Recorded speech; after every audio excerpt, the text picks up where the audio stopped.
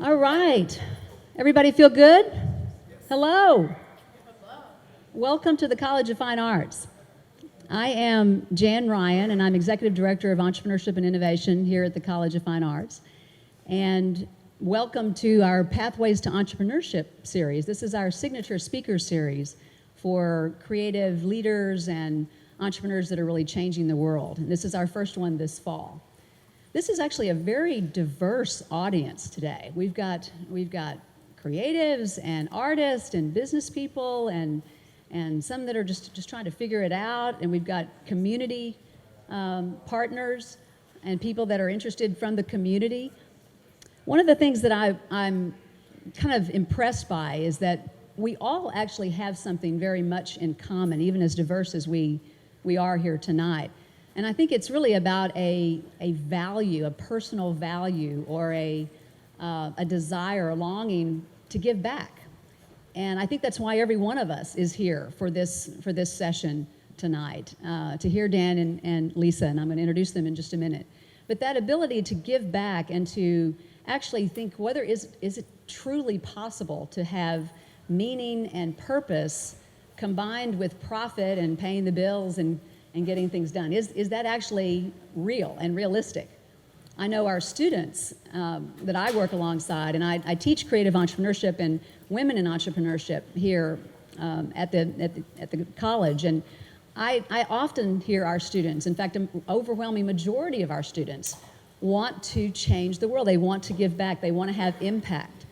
And what I see too often is that this amazing drive, when they start getting closer and closer to graduation, it gets a little bit tricky, because now suddenly they're pressed and they're trying to think, is this impractical to think that I actually could have impact in my life and have significance as well as just getting a job or just having a job or thinking about it as a job. So that's why we're here, guys. We're here to have a conversation really about the art of combining social purpose with profit.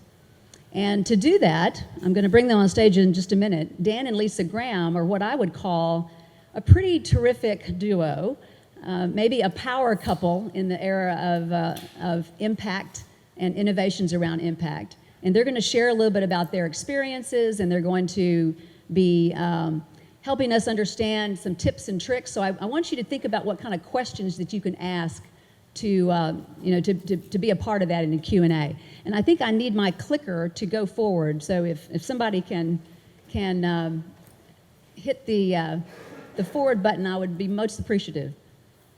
So let me say just a couple of words about the new Center for Creative Entrepreneurship.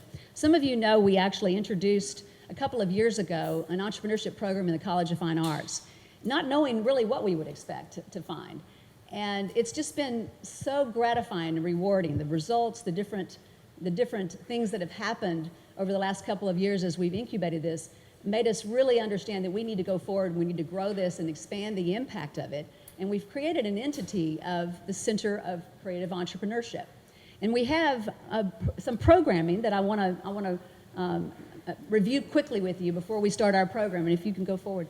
We have, beyond the speaker series, we obviously do have curricular and co-curricular, so we have the classes I was talking about, but we have upcoming is Ideas Lab. And the Ideas Lab is starting September 30th. For those of you that are students and you have ideas and you don't quite know what to do with them, but you really want to nurture them and develop them and maybe meet with mentors and come and be inspired, this is the kind of thing that is going to be student-led, but it's going to be created and supported by faculty and community mentors.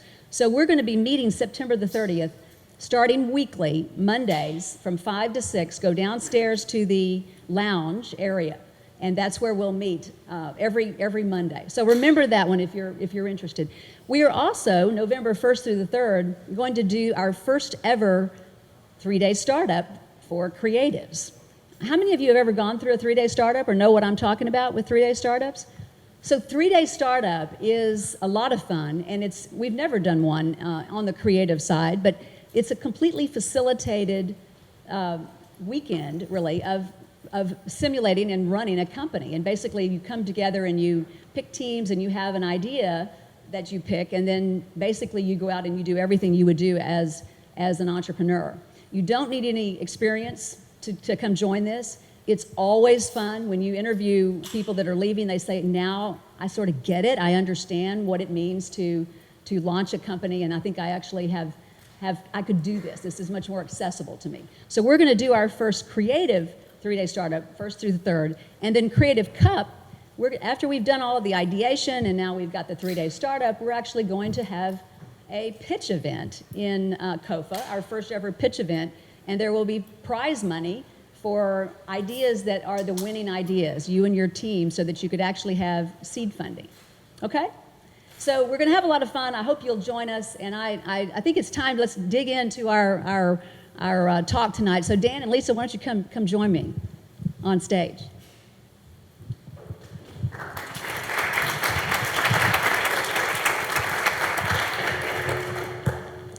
So let me give you a few words about Dan and Lisa Graham. Get too close to the mic over here.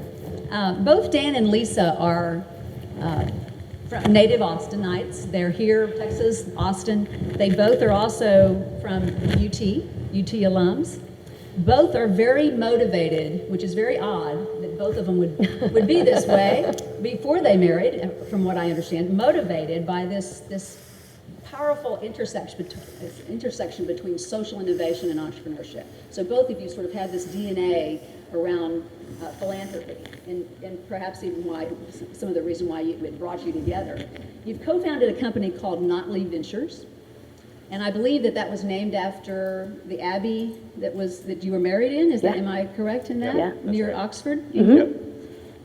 It's a company that created a new level of energy and growth and awareness around impact-based businesses here in Austin.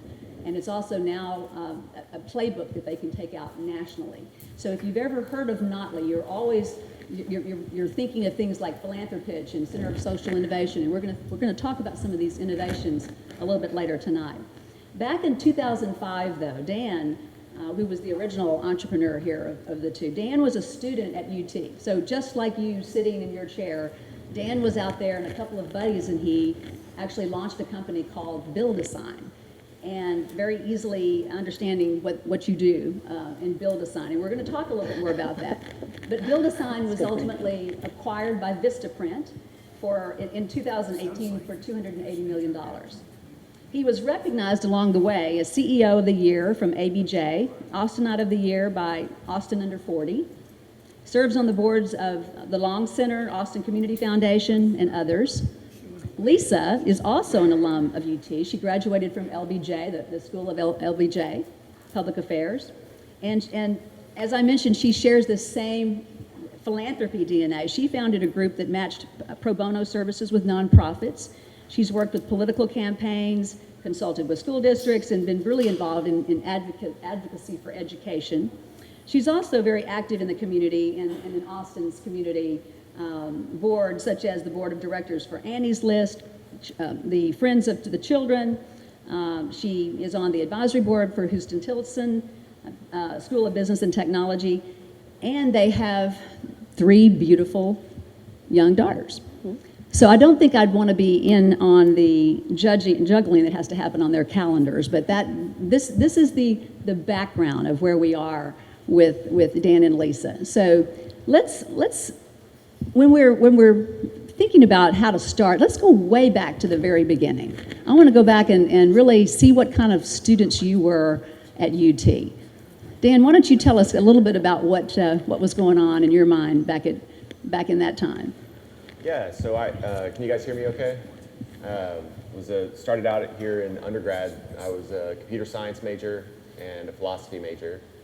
And as I was getting ready to graduate, knew I wanted to do something that involved kind of interacting with people a little bit more than just kind of a pure coding job. And so I looked at business schools and also at law schools. Ended up enrolling at UT Law and thinking I would kind of go into intellectual property or contracts or patent law or something like that.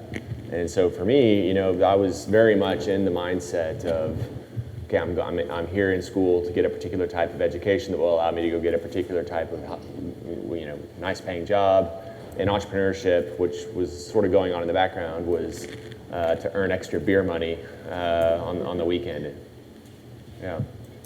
So were you guys dating at that time, or? No, So we were not. So tell us what you were up to, Lisa. Yeah, so I was, can y'all hear me okay, or is it a little too loud? Okay. So for undergrad, I did communication studies and history here at UT, and my background was in political communication. So I was really interested in policy and political campaigns. So in my mind, I come from a background of educators, and so I always knew education was very important, and I knew I wanted to make the world a better place. I wanted to work in the community, and I always thought I would do that through policy. And so through undergrad, and then actually I ended up going to the LBJ school, and my master's is in public affairs. So that's what I was doing. And we do like to contrast our undergraduate education, because Dan likes to give me a hard time, because my science classes were like Age of Dinosaurs and History of Witchcraft, and Dan's were like 5 different classes on algorithms, so our backgrounds are pretty different. So we were doing very different things, yeah, in undergrad. So if you both had this desire to give back, was there something early on that actually shaped that? When you think back to your early life and your family, where do you think that came from? Yeah, I mean, I mentioned, my grandmother was an educator. I grew up, my dad, he is an attorney, and he worked at the Capitol. And so when I'd visit my dad, I would go to the Capitol. And so it's funny, because I still walk in that building. I don't know if y'all have been in the Capitol building, but it smells exactly the same as it did in like 1985. And so it's just a lot of memories there. And so just seeing that in action. All the same people are still there. All the same people, probably. And so I think for me, just seeing that firsthand, and so that in my mind, it's like, oh, well, that's what people do. This is what they do to affect the community, and that's just what I saw. And you the same? Yeah, I mean, I think for me, giving back was something that was always part of the plan. Is, make money and give money back. Provide for family first, but then be able to give back whatever wealth was created to others who need it. Both of my parents worked for nonprofit organizations. Growing up, I went to a school that did a lot of service work and volunteering, but I don't think it was like a conscious plan other than just something that I kind of assumed would be part of my life going forward. So I don't think you actually expected entrepreneurship to hit you when it did you? Tell us a little bit about that process with Build a Sign, and what was it like to take an idea? We have entrepreneurs in the room, and those that are looking at entrepreneurship. What's it like to take an idea and then take it forward?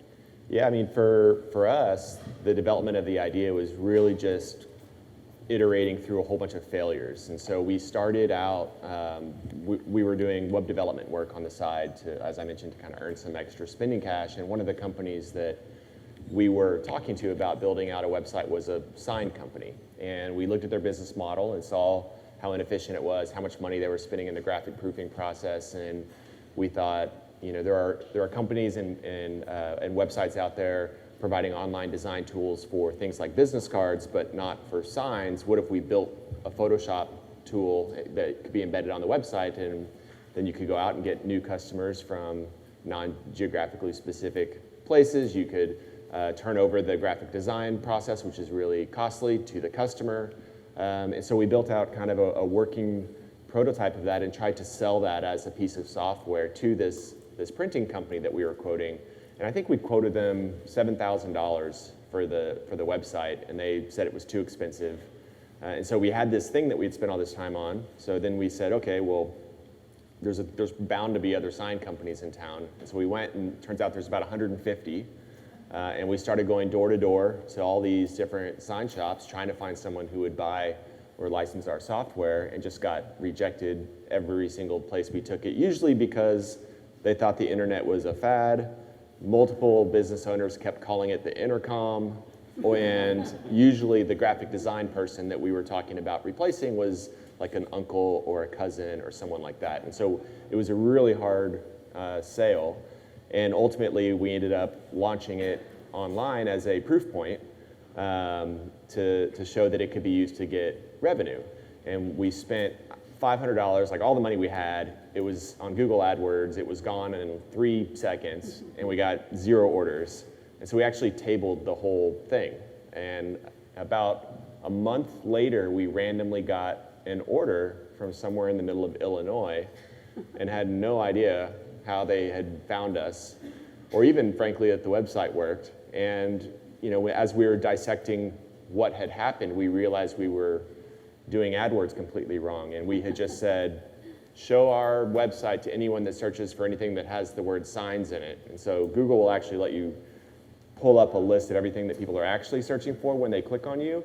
And it was full of stuff like signs of gonorrhea, signs of the apocalypse, signs of the zodiac. And so we went through and cleaned that up. And suddenly orders started kind of coming in on a more regular basis. And so we quickly had to find someone who could produce that stuff for us. Luckily, we had this huge list of sign companies that had rejected our software. So we went back, found a company that was willing to be the manufacturer.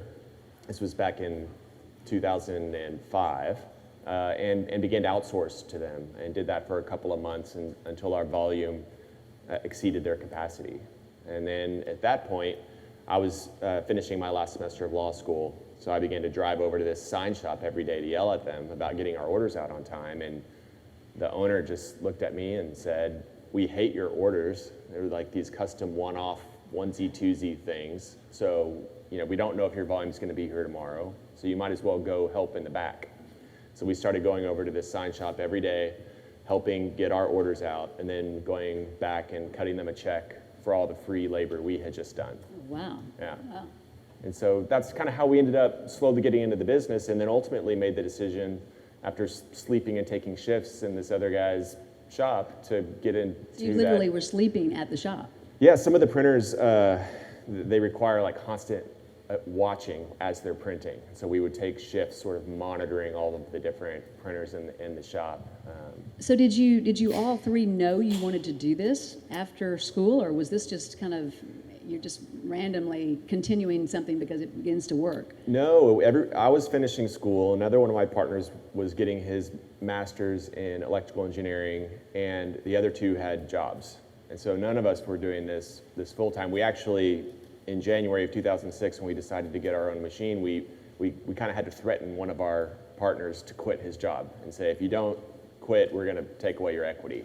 So he quit his other job, and then we were all full-time. But it wasn't a unanimous decision for us to get into the manufacturing part of the business. We actually voted, and it was 3-1. So as entrepreneurs, we all have that wish we had known story. What was your wish you had known before you ever got in this type story? And what kind of class do you wish you had taken at UT? What if looking back and knowing all the things you were going to go through, what is your wish I'd known item you can share with us? There are way more instances of if I had known, I never would have done it, than there are things that I wish I had known. I think part of the fun of being an entrepreneur, and frankly, the reason a lot of entrepreneurs, including myself, are successful is because we sort of fly at the brick wall with the expectation that we should be able to punch through it. And if we had known the odds of actually being able to punch through that brick wall, we might not have charged at it with the same passion that we did. Certainly we had a lot of close calls at the beginning of the business where we almost went out of business because we didn't understand the way that the bank viewed merchant services accounts and taking credit cards online, and we had to learn those things really quickly. Or printers that we purchased without doing the due diligence and trials that we should have, that turned out to be really expensive paperweights when we got them into the shop, and things like that. But I really think that there is some value to that kind of ignorance early on in plowing forward with an idea that you have passionate about. So when did philanthropy begin to come inside of your company mission, and when did that happen?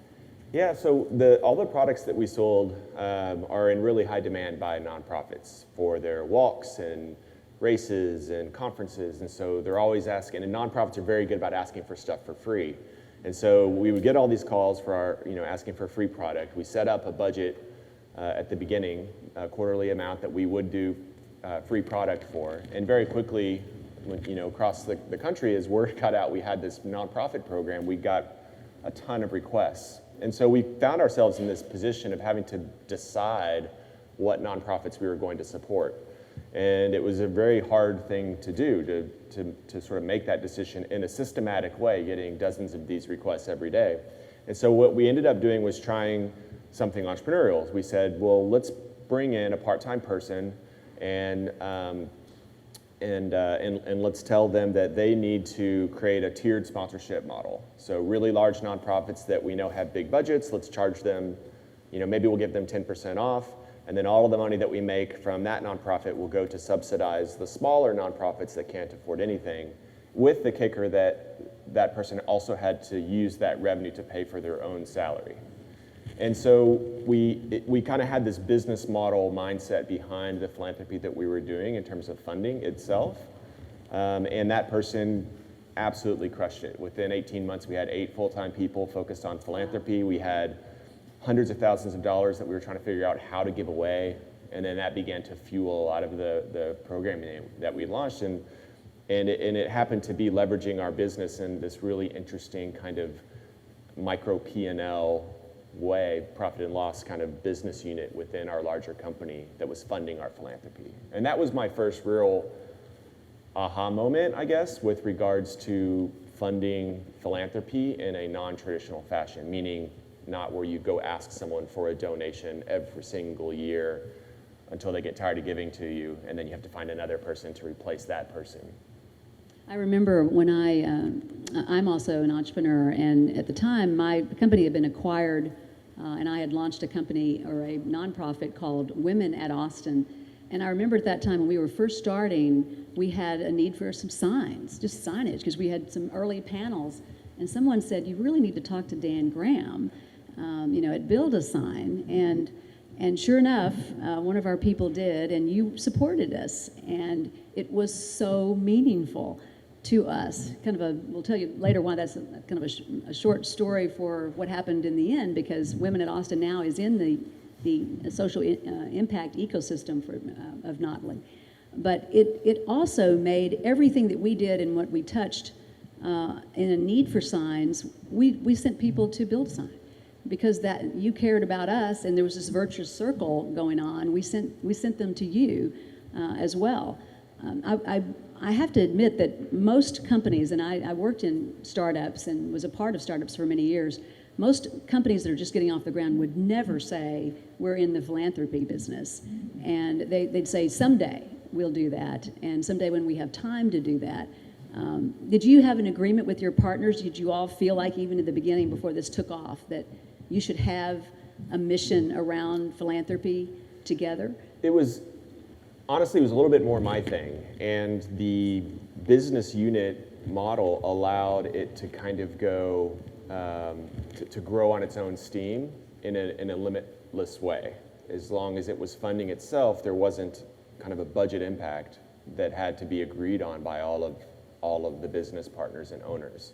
And so the business model nature allowed it to really grow wings and fly. And I think also the realization of if a nonprofit was going to spend $5,000 on print products over the course of a year, and we donated that $5,000, then they get their print products covered, but we're out $5,000. But if we could leverage our business resources, then we could give them the same benefit, and it would cost $500. And so we could do that 10 times over for the same cost as donating money and still provide the same monetary value to the nonprofit ecosystem. So there's also this leverage that businesses can get by thinking a little bit more creatively about how they give. Well, and little did you know, you were discovering and creating some of those innovations that you're using now. You were actually disrupting your industry there, but you were also beginning to understand how you were going to disrupt philanthropy, which I want to get into a little bit more now, since you had a huge success with Build a Sign. Rolling the tapes forward, Lisa, you were now beginning to as you co-founded Notley, to understand not only just how to give back, but how to help others and scale others' impact and how you could help them give back. you surely did not have a playbook for this. Was this a little scary? Tell us a little bit about what those early days of Notley were like, because you were making this up as you went. Yeah, I would say it was never too scary, and I would say we definitely had a luxury, right? Like we had an influx of capital that we were able to use, and that's a luxury that I think a lot of people who are in startups do not have. Most people don't, and so that was nice to have that freedom. I think what was interesting was, as we started talking to other people about what we were doing and what we wanted to do, we got a lot of really confused looks, and then people would say, well, who else is doing that? And we had nobody to say, oh, well, go look at this group, or we are the Uber of X, right? We couldn't say that. And so I think early on, it was more of a struggle to figure out how do we explain what we're doing to other people to get their buy-in to what we're doing, because what we're doing we think is pretty great. Were there any mistakes that you can remember that you had to bumble through in order to really find the right way, as you say, iterating through failure? How did that look with Notley? I mean, I think early on, and I wouldn't call it a failure, but we always kind of say it's a good pivot. I think that our initial structure of how we laid out our company was not the best way to do it, and I think because the idea was we had for-profit. We wanted to work at the intersection of for-profit and nonprofit, and how we originally organized our company was we had a for-profit arm, and we had somebody running that, and he had his own staff, and we had a nonprofit arm, and we had somebody running that, and she had her own staff. And so there was a lot of communication issues. Some people didn't really understand what this arm was doing, and they didn't really get how they were overlapping. And I think the biggest thing that we were able to pivot and do is to bring both of those organizations under one group of management. And so right now, and since that has happened, within about 2 years, we've grown from 4 people to almost 30. And now we've been able to really focus, and people are on the same page, they get it, and now we're able to find great talent who really understands this intersection of for-profit and nonprofit, and it helps us to talk about our mission and to communicate that with people as well. So your tagline is change the rules and change the world. So in order to change the world, you have to change the rules. Why did the rules need changing in this space and impact?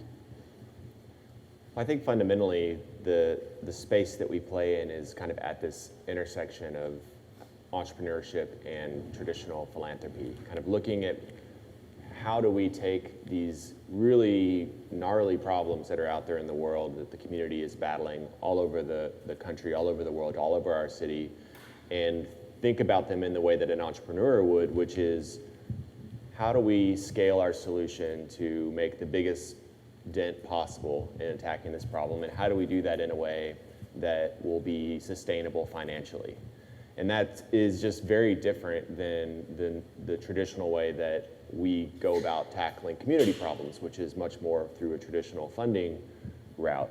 And so when we talk about changing the rules, like one very simple example is if you were in the business of selling a product and you had a salesperson to go sell that product for you, you could give them typically what you would see is a compensation structure that would have some amount of base pay, an hourly rate or a salary, and then you would incentivize them to go sell that product with a commission. So they'd get a percentage of a sale, or they get a bonus if they sold more than this amount, because you're aligning the company's profit motive with this individual's income motivation. In the nonprofit world, if you try to connect compensation with fundraising in terms of a similar incentive program, they will actually, there are industry organizations like the Association of Fundraising Professionals that will kick you out of their network as doing something that is unethical.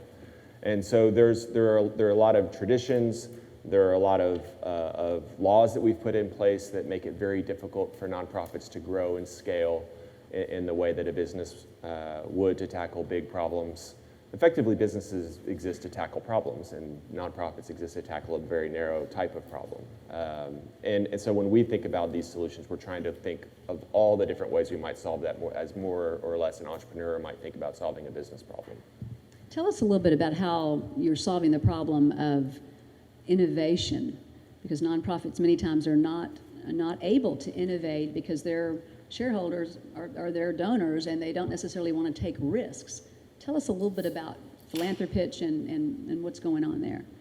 Yeah, so Philanthropitch is a nonprofit, and Notley staffs it. We put it on, it actually originated out of Build a Sign.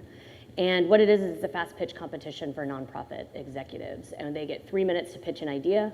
They get 3 minutes to answer questions from judges. And all of our judges are local entrepreneurs and business leaders. And so we've actually been doing this in Austin since 2012, 2013, and are now expanding that across the country. So we do it in San Antonio, Columbus, Ohio.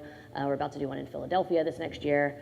And the idea there in terms of innovation is, I like to say that we help to provide these executives the freedom to start to think more creatively. And so giving them new lines of revenue is what we try and, I guess, reward in a way or really highlight at Philanthropitch. So we look for nonprofits who are doing earned revenue models, or they have really innovative ways to create a technology to solve a problem in their industry and are marketing that in a really interesting way. And so the idea is, how do you bring these ideas to the entrepreneurial community, but also how do you start to communicate your nonprofit as a business?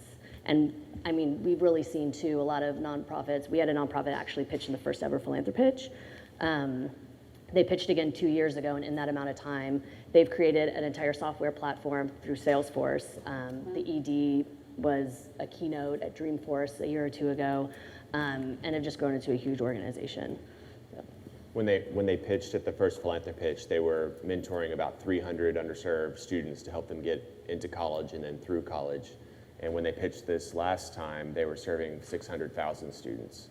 So over that period of time, because they found a couple of different revenue models by looking at their stakeholders and saying who is receiving value from this solution and who's benefiting, they were able to put together some really interesting business models. And we see that that's very possible and not that hard for most organizations to come up with different ideas to go out and pilot and try. One of the hardest parts beyond that is getting someone to fund the pilot. Exactly. It's interesting, Dan and Lisa are very humble, and they talk about what they're doing in a very humble way, but I just want you to get a sense for the scale of what they're accomplishing in Austin.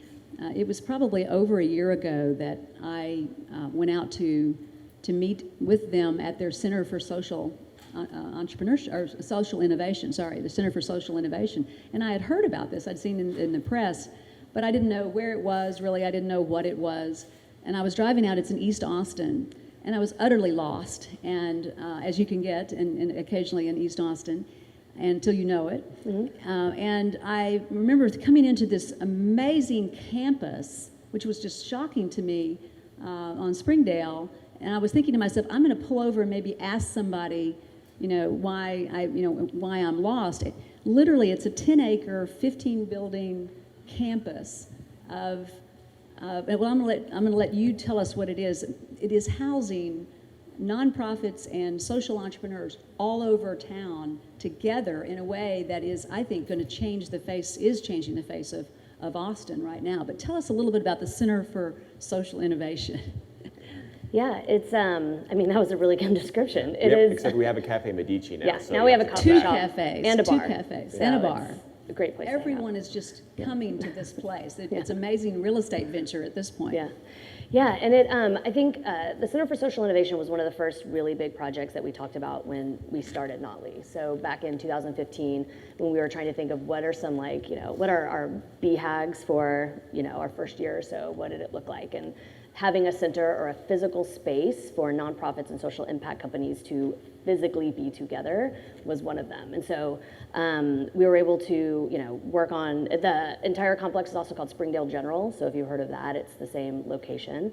And we developed the Center for Social Innovation, and like Jan said, it's 160,000 square feet, housing social impact for-profit companies, housing nonprofits. We also have a co-working space that's 10,000 square feet. And then we have artist space, so we have galleries, and we also really, East Austin Studio Tour was headquartered there this year. Yeah, and in building the complex over there, we really did go out to the community and say, well, what would you want to see here? What do you need? What do you want in your neighborhood? And so there's a barbershop, there's several restaurants, there's a bar, and there's a tattoo parlor. So we like There's to say there's it's a tattoo great, parlor, yeah, right? No childcare yet? no childcare. The tattoo parlor? Not at the tattoo parlor. Bar, so it's a, yeah. tattoo parlor, just right next to each other. So it's a great place to make poor decisions. But no, it's really fun, and it's great to see a lot of folks, and we see a lot of philanthropitch finalists are there as well, and you actually do see people like walk up to other people's offices and be like, "Can I get 10 minutes of your time?" And it's made a big difference in how a lot of people interact with each other. Well, what is that like for having all those nonprofits? I can remember so clearly in my years in Austin, nonprofits were so fragmented and many times duplicative in their efforts, didn't even know someone else was still, was involved in that. What's that like to have them all in one place? And I'm assuming, you're 100% occupancy. This is it's continuing to be as popular as it's always been. Yeah, it's really cool to see us. Especially, it sounds a little cliche, but now that the coffee shop's open, like everyone kind of has a gathering space, so it is a great place to go, and you really do see several nonprofit leaders in there at the same time having meetings. It's really energizing, and it's also been cool to see, especially having the different size office spaces available, right? So you can start at a desk theoretically in the co-working space, and we even have a company that we've been working with called Civitech that works to get people registered to vote, and they started out with like 4 desks in co-working, and they just moved into like a 3,000 square foot office in the center, and at some point they're going to outgrow us, but we love seeing that growth as well within the community. Awesome. How many artists do you have? Oh, that's a good question. Quite a few. There's a retail art gallery that rotates, kind of gallery space in the front of the building right next to Cafe Medici. And then there's I think 3 walk-through galleries, but then a bunch of different kind of artists' offices ranging from kind of branding to kind of more purely visual arts.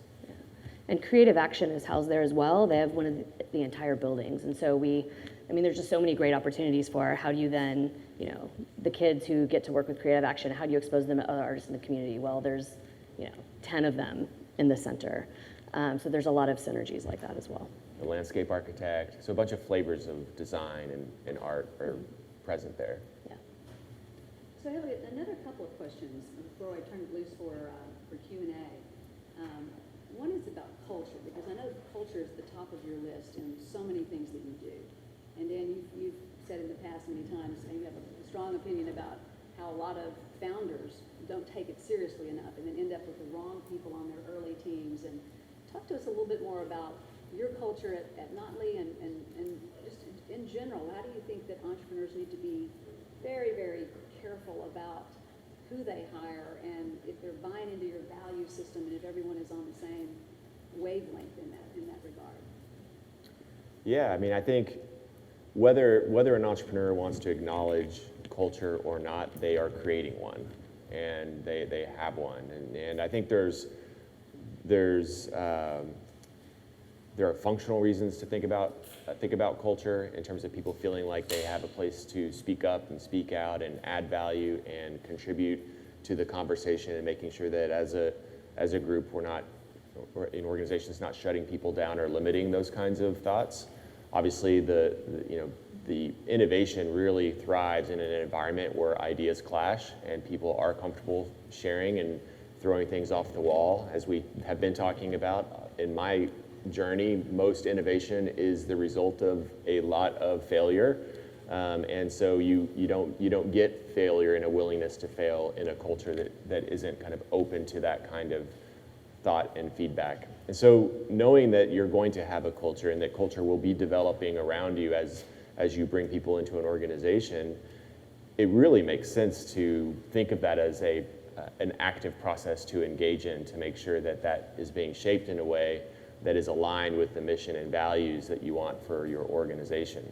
And then making sure that as you're hiring, yes, you want everyone bought into the culture, but you also want to bring in people who are going to add to that culture and help it develop and grow in a way that is not only something that you want, but is something that the existing people at the organization want, and that ultimately is going to fuel whatever your mission is to the greatest extent possible. And it is a hard thing to do because culture is not shaped by whatever you put on the wall. It's shaped by the everyday behaviors of the people who you bring into the team, and that is a hard thing to direct if you're not super intentional about it.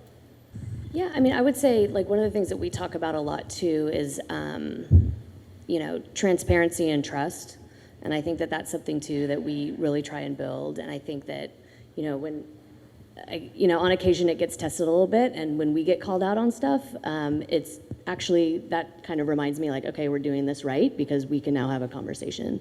And so that's always really nice. And I think it helps our staff to feel a lot more comfortable to do that. And I think also creating this environment where people feel they can take risks, whether it's just throwing out an idea or acting on it. And we like to say too, on occasion, we've had a few folks where you come into a meeting, they're like, I have this really crazy idea. And a lot of times we're like, that sounds great. Like, tell us how you're gonna do it, so. What kind of people are you looking for, and what qualities are you looking for when you're hiring at Notley? Oh, that's a great question. We like a lot of people that we work with. They're very curious. They're very passionate. They really, truly care about the impact, and that's something that we revisit a lot. So with a lot of our programs, we do revisit them regularly and say, is this making the impact that we want it to make? And if not, how do we fix it, or how do we move on so that we're all continuing to do the work that we all signed on to do? And so I think those two things have been really important. I think mission first, willingness to do things in an unorthodox way. And then certainly we're doing so many things, as you mentioned earlier, and moving so fast that we need people who are able to self-define their job as they go, as opposed to people who are looking for their daily checklist and daily task list, because we just... Sort of autonomous thinkers. Yeah, we just don't have time to do that. And there are a lot of organizations that is what they're looking for. But for us, we're looking for some people who can kind of run with things and come up with the right path as they go. And I always like to say too, like, I always look to hire people that are much better at things than I am. And so I would say I'm very confident that everyone that I'm working with is doing their job better than I would ever even be able to do. For me, that's really easy. Well, let's yes, Well, we're almost to questions. You're first. I'm going to ask one more question just to make sure that we've mentioned some of the social impact system or social impact ecosystem players that you have. I want to make sure that people know what's inside of Notley. If you could just talk a little bit about the other things. We talked about Philanthropitch and some other things, but talk about Div Inc. and Women in Austin and some of the other things that you're nurturing and growing. Because what they're doing is scaling different nonprofits and impact organizations that need that help. Just as when I was moving to my role here at the university, I didn't have time in my give back to run Women at Austin. And Dan I remember when we were talking and he was saying that's what we do is we scale things, because we had 1,000 women. It was for women entrepreneurs, 1,000 women in the network, and just not enough people to be able to run it. And now they have hired an executive director, and they're feeding fuel into that, and the community is prospering. So tell us a little bit about some of the different organizations that you're helping. Yeah, so Women at Austin is one of them. That one's been so fun to work on, and the staff gets very involved in that. It's really exciting. Jan created a great organization that was ready to scale and take it to that next level. And so, yeah, we did just hire a CEO about 3 months ago. And so we're providing educational opportunities for women looking to scale their businesses. And then we're going to be working on some other programming to really make that more robust. So that's exciting. Div Inc., you also mentioned, it is an accelerator for women and people of color. And that's been really exciting as well too, because there's a team that's for entrepreneurs, yeah. And there's a team that's already been working on that and building something really great. And so I think we've been able to come in and provide them services that they need so that they can really focus on their accelerator and grow that program and hopefully expand it. I think they're hoping to do that here in the next year or so. We also do, you're gonna have to probably jump in because we have a lot. I'm trying to think what else just right off the top of my head. We do startup games, which is a way for businesses to get together and do some internal team building, and then they come together for a day of like games and fun, and then the money goes to charity. We have a fellows program where we work with young professionals between the ages of, I believe, 23 and 35 who are in the for-profit sector. And we introduce them to a lot of leaders around in the community. And then in their second year of the program, they have a community project that they work on. And whether it's helping with a Notley initiative, or if they have something that they're super passionate about, we throw some of the Notley weight behind them and help to make that a reality. Yeah, we're helping launch a new research policy think tank. It's a new branch from the Austin Monitor, which is a local media and news publication that follows all the local policy and politics. And we also are launching Naturally Austin, which is a industry nonprofit that's focused on kind of advancing healthy products through the early startup days and journey. And then we do a lot of work kind of more on a project basis with nonprofit organizations that are looking to scale. We've like Black Fret or Easter Seals, College Forward we mentioned, and a bunch of others as well. Yeah, and then we do educational workshops. So, but with this nonprofit, it's a nonprofit workshop, but with more of what we like to say is a more for-profit or entrepreneurial bent. So we just had one on financing as opposed to fundraising, right? So like, how do you look at your finances and try and sift through those in a way that's a little different than if you're just trying to fundraise a certain amount of money to like kind of meet your goals. It was really funny because we do these surveys at the end of value you got out of it. And the first time we did one around fundraising, because we approached it very much from a business sort of perspective, it was all 10s and 1-1. And the one was, this is not how nonprofits are supposed to think about fundraising. Yeah. And So like, we yes, like to we say did we it want right. all 10s Yeah. or 1s. And, That's funny. And then you also do impact investing and for-profit investing as well. So a lot on your plate. I want to thank you so much for being here and for participating with us and for helping us in our mission at College of Fine Arts within the Center of Creative Entrepreneurship, which is really to help entrepreneurs and think like artists and artists to think like entrepreneurs. And so I hope I can get to know many of you as new friends. Thank you, Lisa and Dan. Can we give them a round of applause? And be safe driving home tonight. Thanks, guys.